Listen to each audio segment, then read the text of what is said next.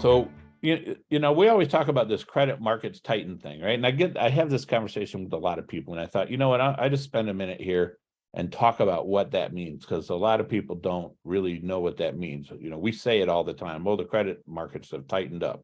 Well, what does that really mean? Basically, what it really means is that for some reason, in some way, credit is harder to get.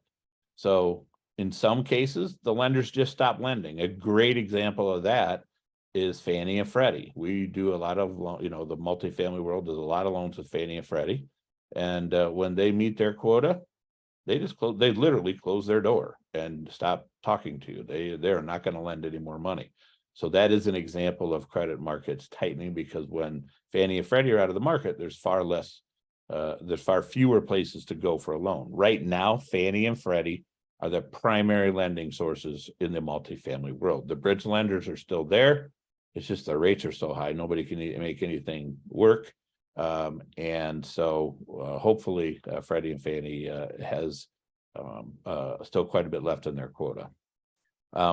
Now, the other reason that banks tighten, well, they get uncomfortable with their ability to manage the risks.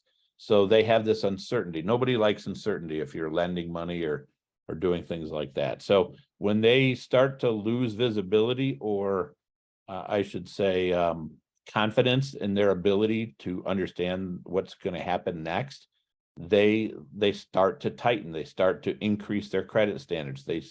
They make their debt service requirements, their coverage ratios. DSCR is debt service coverage ratio. They make those ratios higher. So maybe in normal times, I could get a loan at 120, or somebody could get a loan with 120% loan coverage, meaning NOI has to be at least 120% of your debt service. But maybe when they get stressed out, they say, you know what, we don't know what's going to happen next, so we're not going to let you get a loan in that tight of a condition. They're going to want you to have 140% instead of 120. So that's tightening. That means you can borrow less. They're also just looking at loan to values, right? So if you have an appraiser go out and he says the property's worth X, they may say, you know what, we used to go to 80%. We're not going to 80% now. We're just not comfortable with that. They'll go down to 70 or 65.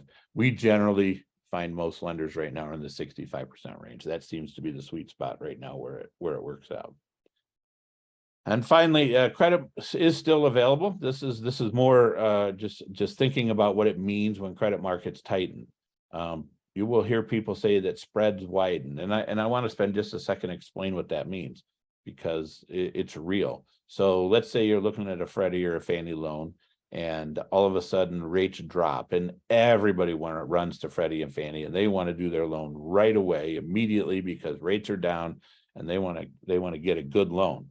Well, when they get overwhelmed with demand, they literally widen their spreads. That means whatever maybe they were charging 180 basis points over the treasury.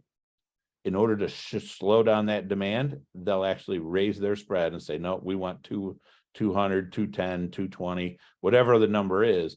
The point is that they make it more expensive. So as rates come down, if demand is so crazy that Fannie and Freddie can't handle the volume, they'll just increase their profit margin on the loans. So it's as if loan rates never came down, and then people slow down, right? That's how they control their volume.